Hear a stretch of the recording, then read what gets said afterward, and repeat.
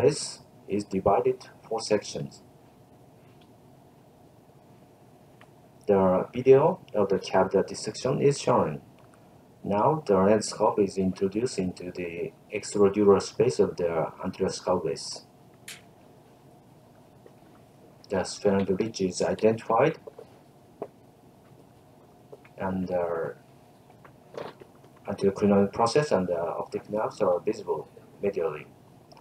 The sphenoid ridge is drilled off, exposing the temporal dura and the periorbiter. The anterior crinoid process and the optic nerve are located behind the periorbiter, and then the anterior crinoidectomy is performed under endoscopic view, exposing the Duran's triangle. Optical crinoidal membrane, the internal calcilar artery is shown, and the opening of the superior wall of the cavernous sinus expose the lateral space of the cavernous sinus. Superior sinus is visible here, and the abducens nerve penetrate the lateral space of the cavernous sinus is seen from the superior wall of the cavernous sinus. And then lateral wall of the cavernous sinus is divided into 2 layers, showing the Parkinson's triangle. From this view, the internal calcilar artery are shown. The illustrative cases of the endoscopic extradural supraorbital approach are shown. The first case is the cavernous angioma in the right temporal tip, presenting with general convulsion.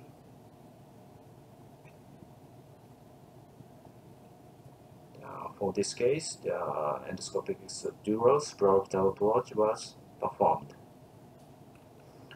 Now the endoscope is introduced into the extradural space of the anterior skull base.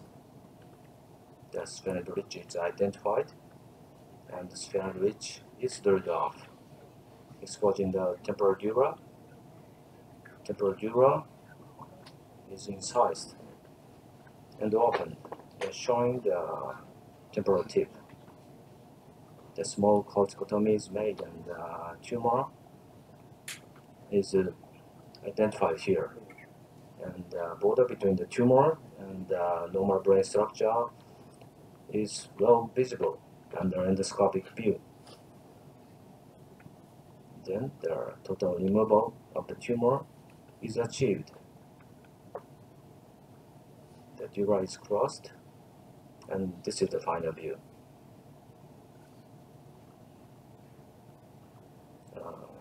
Post-operative image shows the total removal of the tumor with minimal corticotomy.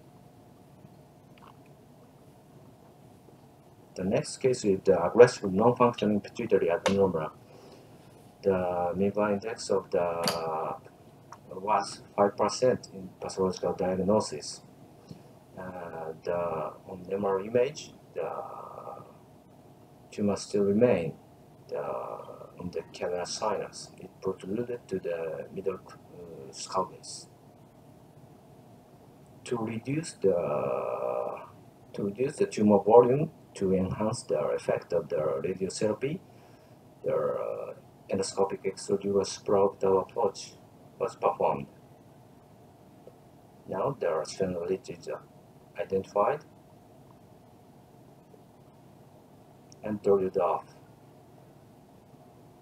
showing the temporal dura.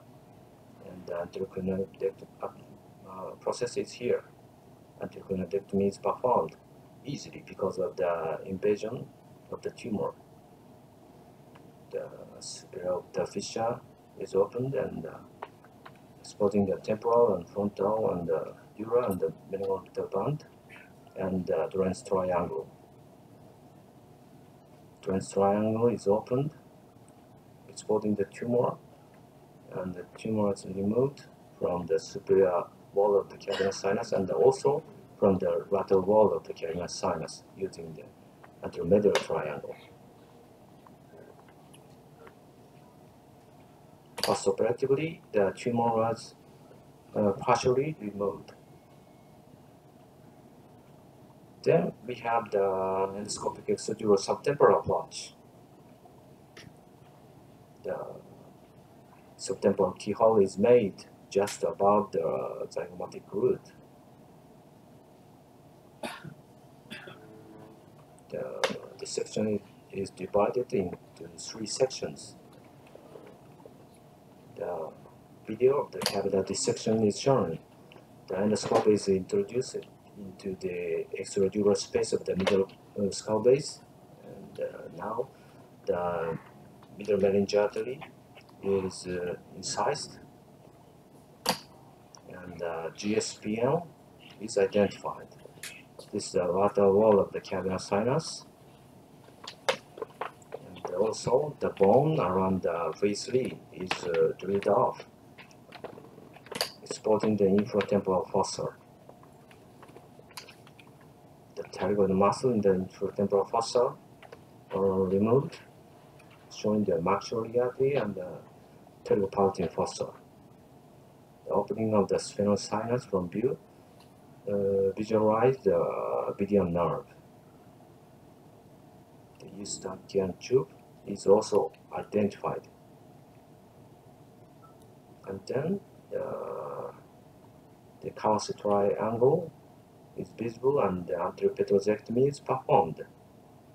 The endoscope advanced into the posterior cranial fossa, showing the trigeminal nerve, and then the acoustic facial nerve bundle, and the ICAR, and the abducens nerve.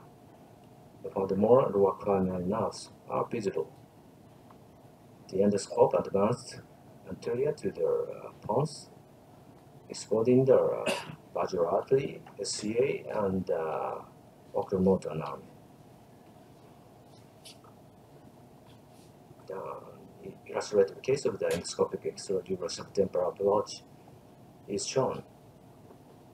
This case is the spontaneous CSF leakage from the left tegment tympani, presenting with severe meningitis. The CT indicates pneumocephalus and fluid collection in the mastoidea cells. The 3D CT indicates the suspicious bone defect on the tegment tympani, surrounded by the green dotted circle and red arrow. For this case, the endoscopic reconstruction was performed. First, we had the harvest of the vascular deep temporal fascia. The 3 small skin incisions were made, and endoscope was inserted into the subcutaneous space, and pedicle flap was harvested. The video is shown. The layer between the superficial and the deep temporal fascia is divided like this.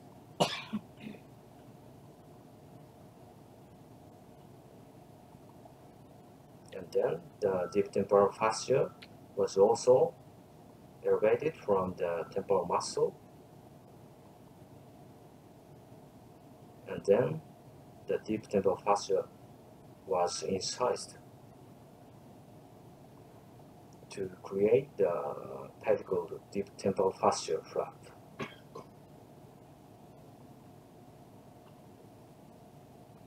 The vascularization of the harvested flap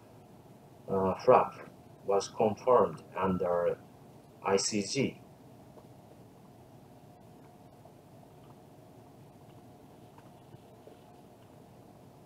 Now we can see the vascularization. And then the endoscope advanced to the extradural space of the middle cranial fossa to identify the bone defects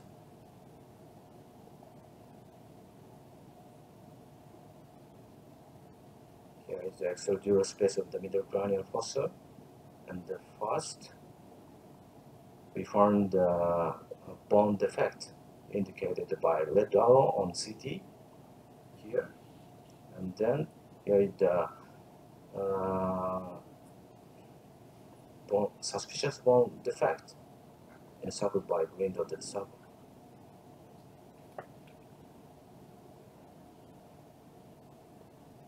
All suspicious phrase were observed. Here is the first place. And then the vascularized deep dental fascia was applied on the defect. Postoperatively, the fluid collection in the mastoidea cells disappeared. Here is the keyhole, and the vascularized flap was confirmed on contrast MRI. The advantage of the endoscopic keyhole approach is provide excellent visualization at various areas of the skull base, and it also offered the minimally invasive surgery with less brain retraction, and it also preserved the muscle and bone structures. Safe insertion and removal of the instrument can be achieved even under endoscopy. The favorite candidate would be the small tumor presenting with focal symptoms for vascularization and soft and cystic component, normal intercranial fascia. This is the end of my first session. Thank you. Thank you very much. So can we open for a few questions? Yes, please. Thank you. Yeah, it depends on the case. Yes, sometimes it's helpful to reduce the pulsation of the CSF.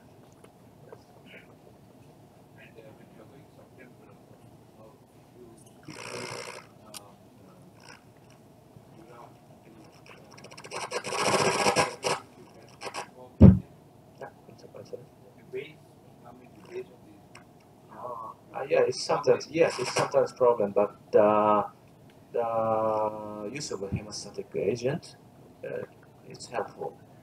It's not so difficult.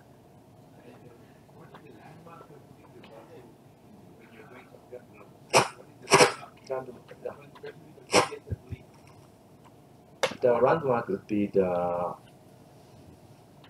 you mean that to identify the bone defect? No. Where do you put the burr hole? The burr hole is always just above the zygomatic groove.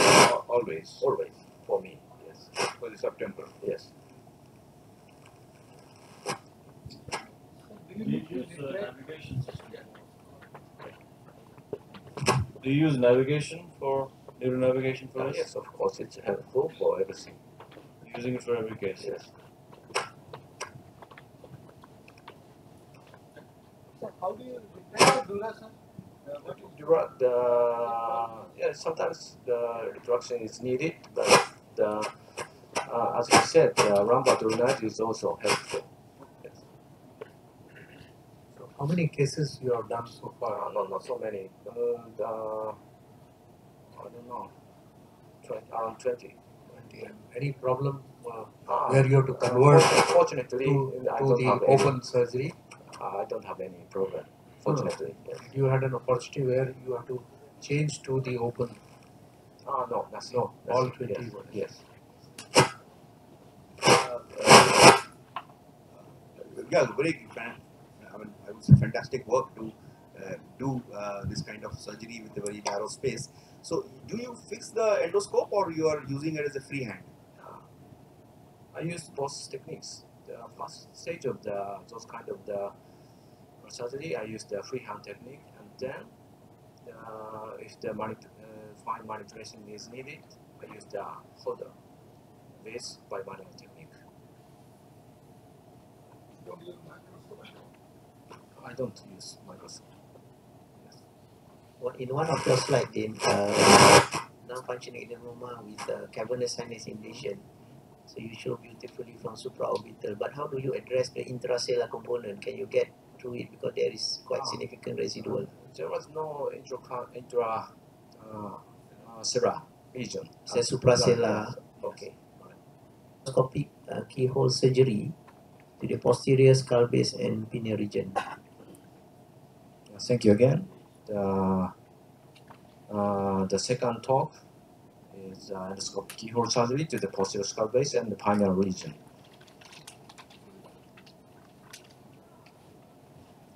First, we have the endoscopic retrosigmoid approach. The cadaver dissection is shown. Now the endoscope is introduced into the posterior skull base with the temporal surface of the cerebellum. The endoscope advanced, and the trigeminal nerve is visible behind the petrosal vein. Also, the third and fourth nerve are visible. This is the 30-degree endoscopic view. The cause of the trigeminal nerve is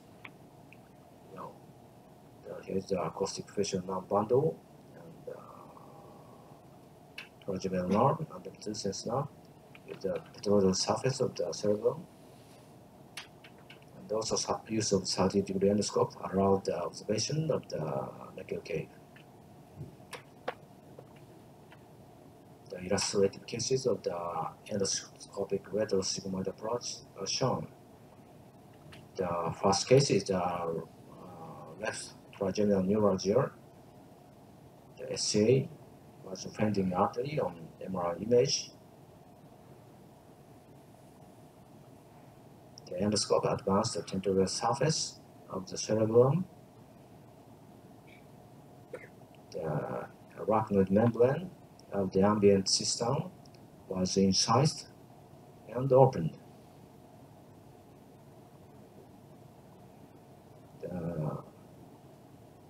The arachnoid behind the petrosal vein is also incised.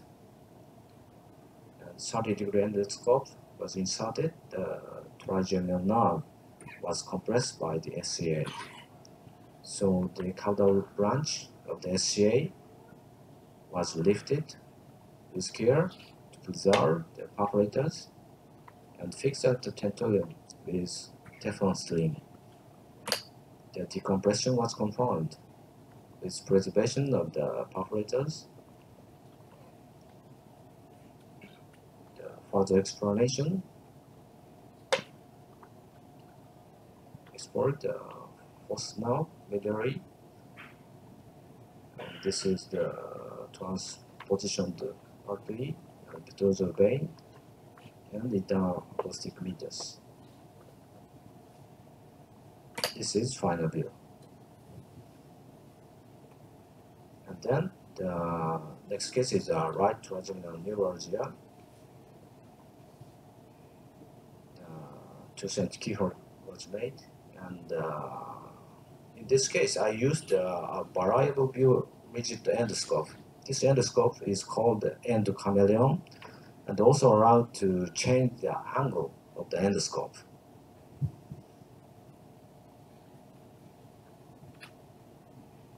The endoscope advanced from the 1.5 centimeter dural incision,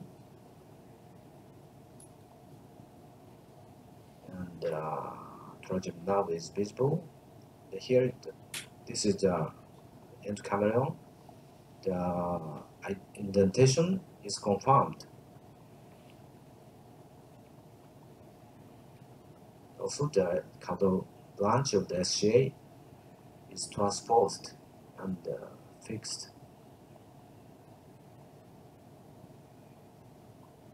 This is the final view.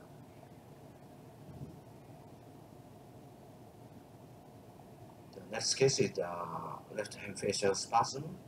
The offending artery on MRI image were vaginal artery and pica.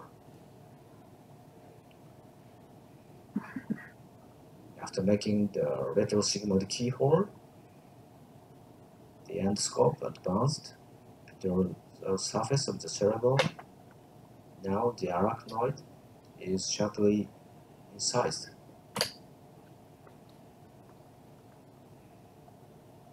The wide endoscopic view visualize the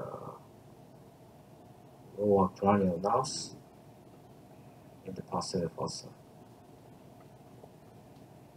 Then the facial nerve is observed.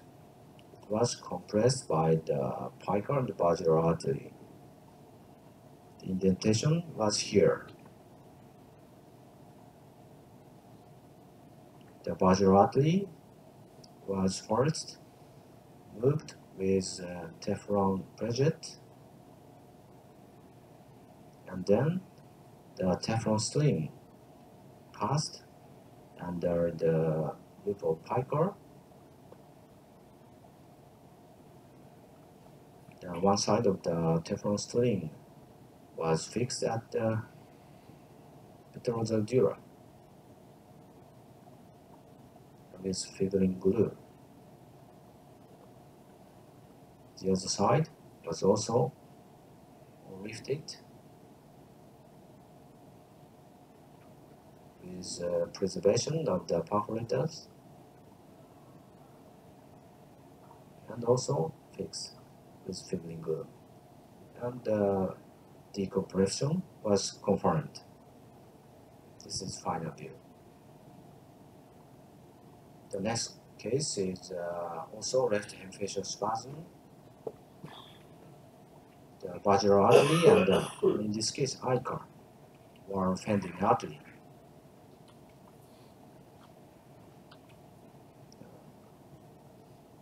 The video will start from the 30-degree endoscopic view. The facial nerve was compressed by the ica and the basilar artery. The indentation was well visualized.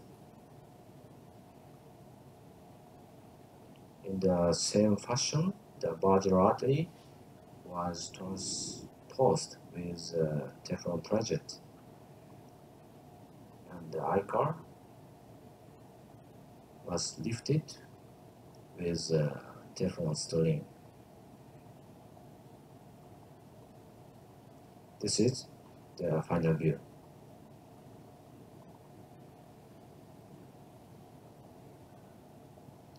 And next, we have the endoscopic far lateral approach. Catgut dissection is shown. The small incision was made at the craniovertebral junction.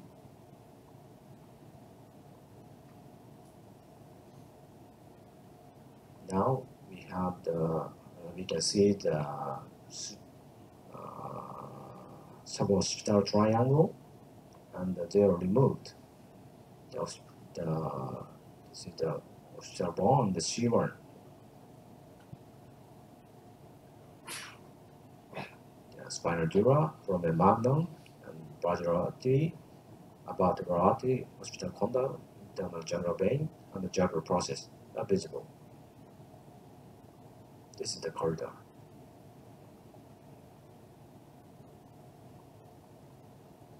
And then the small craniectomy was made.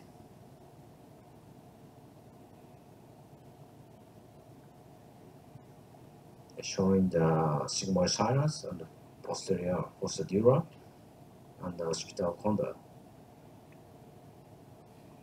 The occipital condyle was drilled off, and the hypoglossal canal is visible. Furthermore, the extension allowed to see the sigmoid sinus and jugular valve and the internal jugular vein.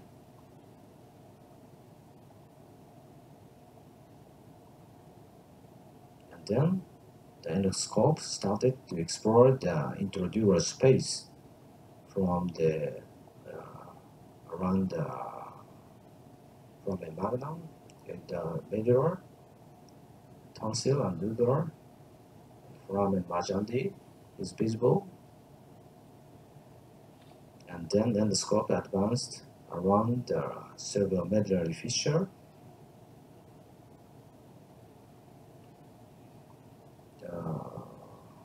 vagus nerves,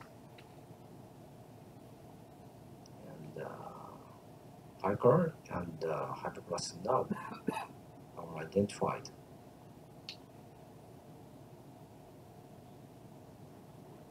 And gyroflamen and the internal constrictors are also identified.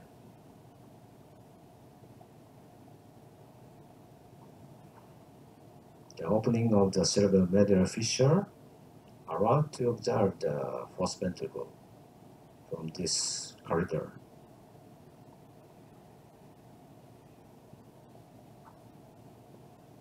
Furthermore, exploration proceeded to the extradural space. The sigmoid sinus is removed. Inferior petrosal sinus is visible. Here is the hypoglossal canal. The total removal of the sigmoid sinus allowed to observe the course of the lower cranial nerves.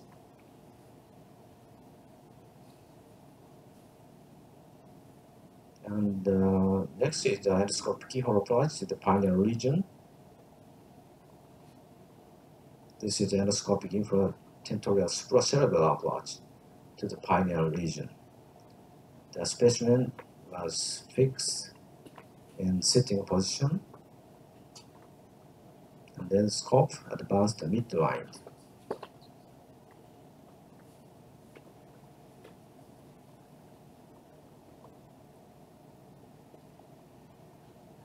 The thick arachnoid around the granic venous system was sharply incised. The granic system are visible, and behind the vein, the pineal gland was identified. Posteromedial choroidal arteries and the superior colliculus were also observed.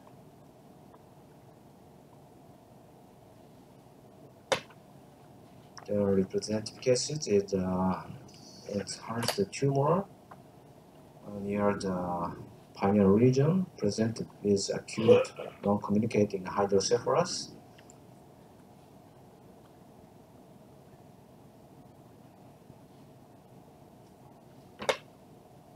The malignant tumor was suspected. Endoscopic ventriculostomy was performed in emergency.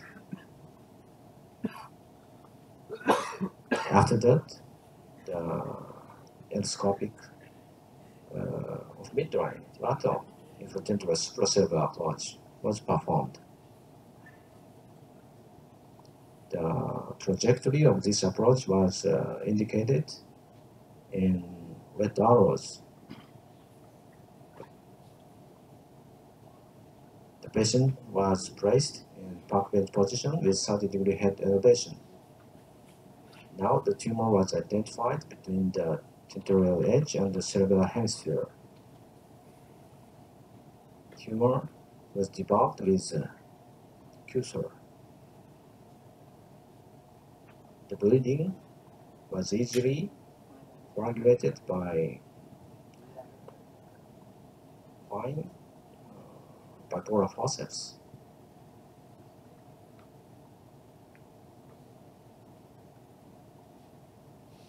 The tumor was separated from tentorial edge,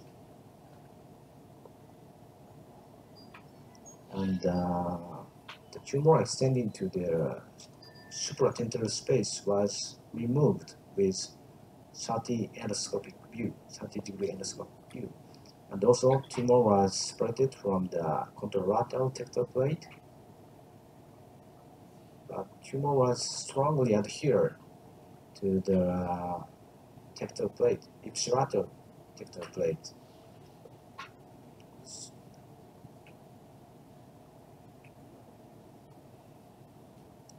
So the tumor adhered to the normal structure was left behind. The postoperative image showed the subtotal removal of the tumor. The pathological diagnosis was gliosarcoma.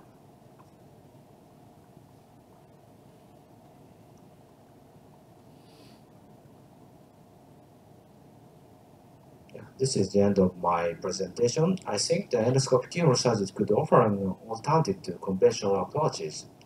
However, comprehensive knowledge of the endoscopic anatomy and the sufficient experience of endoscopy are needed for this technique. Thank you for your attention. Thank you very much. We now open this